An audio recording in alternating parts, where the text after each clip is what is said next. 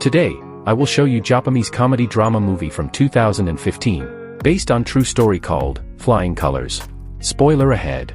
Watch out and take care. Sayaka Kudo is in high school but she got no friends. She is socially anxious and often bullied by her classmates. She has two younger siblings, brother Ryota and sister Mayumi. Her father only focuses on Ryota, who he thinks will one day become a baseball superstar. The sisters are often left alone with their mother who takes great care of them. All of Sayaka's classmates have a dream in life. She, however, wants to do nothing. Because of her lack of ambition. She is not good at studies either. One day, Sayaka gets hit on her head with a ball in the playground. Her mother is called by the principal and told that they cannot teach someone like Sayaka in the school. The teachers think she is suffering from some kind of mental illness and needs to go to a special school. Sayaka's mother begs them to give her daughter a second chance, but her words go to waste as the principal dismisses her. While returning home, Sayaka sees two schoolgirls walk past them. She comments that their uniform is pretty and hence is admitted to the same school. Sayaka is nervous on her first day of school, scared that the new classmates will bully her like the old ones. But to her surprise, everyone is nice to her. Especially a group of 3 girls who befriend her instantly. They make her fold her skirt to make it shorter so it would look better. They also do her makeup and hair in the washroom and welcome her to their group. As the girls grow up, they transform into Giru. A person who follows Western traditions, typically dyes their hair blonde, and wears revealing clothes. They frequently dress up, party, drink, and smoke, completely disregarding their studies. Their homeroom teacher Mr. Nishimura scolds them every day and believes that they will certainly not get into college. Most days, Sayaka returns home in the morning when her father and brother are exercising outside the house. The relationship between her and her father has become non-existent with time. He only talks to her when he has to scold her while she ignores him entirely.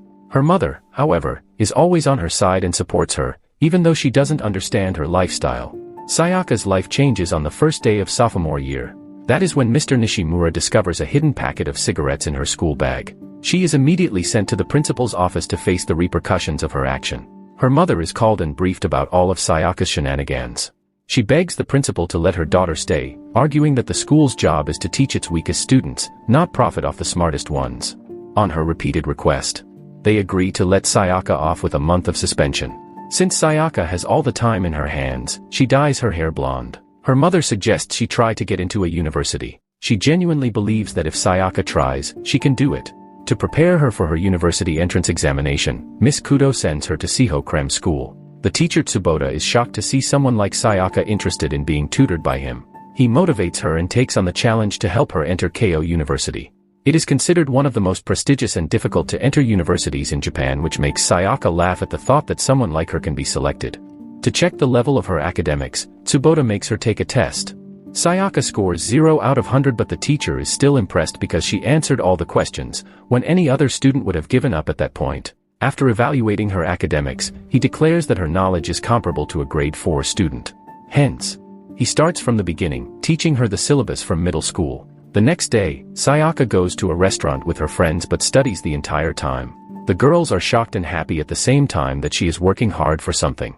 After studying in the cram school for a week, she scores 5 out of 100 for the first time. Tsubota is happy about the result and urges her to work even harder. He is a great teacher to all of his students.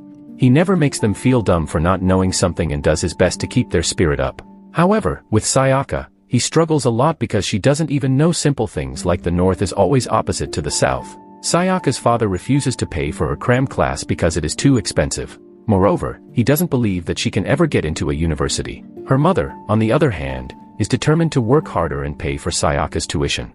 One day while Sayaka is studying in the cram school, a mother drags her son Reiji inside. He is also a Giru like Sayaka and is uninterested in studying. Reiji's parents are lawyers and want him to take the same profession, but he is only interested in playing video games. Tsubota asks him if he knows what revenge play is.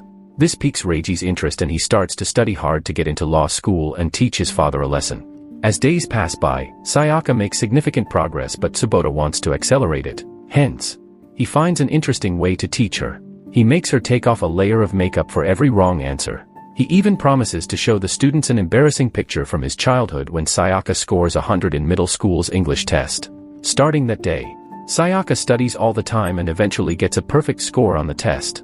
As promised, Tsubota shows them a picture from his childhood and tells him how he was an average student, which is why he wants to help them. Following that, Sayaka dyes her hair black and continues going back to school. When Mr. Nishimura finds out she is aiming to go to a university, he jokes about dancing naked in the school's playground if she succeeds.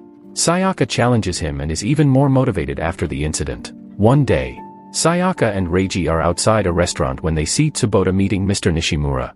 It turns out that Mr. Nishimura is also funding the cram classes and doesn't want Tsubota to take in weak students like Sayaka. He thinks the class's reputation is more important than the student's future. Tsubota argues that he has faith in Sayaka and knows that she will get into her desired university. Seeing a father figure stand up for her, Sayaka gets teary. At home, Ms. Kudo notices that her daughter has grown into a better person since she started to go to cram the next day. She is called by class Tsubota to discuss Sakeya's progress. He claims that Sayaka is the fastest learning student he has had, but since they do not have much time before the university entrance examination, she needs to come to cram class 6 days a week. This will cost her a lot of money, but she pays the school after taking a loan from her relatives. Sayaka finds out about this from Tsubota and is saddened that she is causing her mother so much trouble. One day, her friends invite her to a restaurant. Sayaka goes but is busy studying the entire time. The girls then take her to the hot spring and claim that they will only hang out again after Sayaka's exams because they know how hard she is studying for it. Sayaka cries and thanks them for being understanding. A few months later, Sayaka finally upgrades to the high school syllabus book and has to study how to write an essay. Tsubota gives her several books and asks her to watch a lot of news. When the syllabus gets tougher, she has a hard time focusing. She even cuts her hair short to show her resolve. Over the weeks, she studies so hard that she dozes off during most of her classes at school. One day, Mr. Nishimura wakes her up by grabbing her by her hair. He calls her mother to tell her that her daughter hasn't improved since she was suspended. But Ms. Kudo retaliates that Sayaka is not the girl she was a few months ago. The next day at cram class, Reiji comes in with dark hair, glasses, and a completely changed look.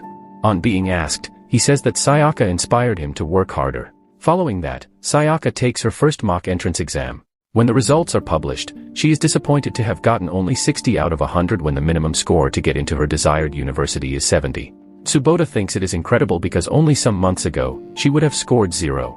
But Sayaka is disappointed that all that hard work is still not enough. She returns home to see her father manhandling her brother Ryota for saying that he doesn't want to play baseball anymore. Ryota snaps and pushes his father away, shouting that he never wanted to play baseball in the first place. He storms off and doesn't return home that night. The following day, Sayaka takes yet another mock exam but doesn't score enough. The stress and sleep deprivation catches up to her and she loses motivation to study. Tsubota tries to motivate her but his optimism makes her even more furious. She lashes out at him and runs away from the cram class. She doesn't come out of her room for the next 2 days. Then, one night, Ryota returns home and informs his father that he has left the school's baseball team. Ever since Mr. Kudo had to give up his dream of being a baseball player, he had dreamt of making his son the greatest player of all time. Seeing his dreams crash once again, he hits Ryota, asking him to come back to his senses. Ms. Kudo gets so frustrated that she breaks a vehicle's window to stop her husband. When he is distracted, Ryota takes the opportunity to run away from home again. Ms.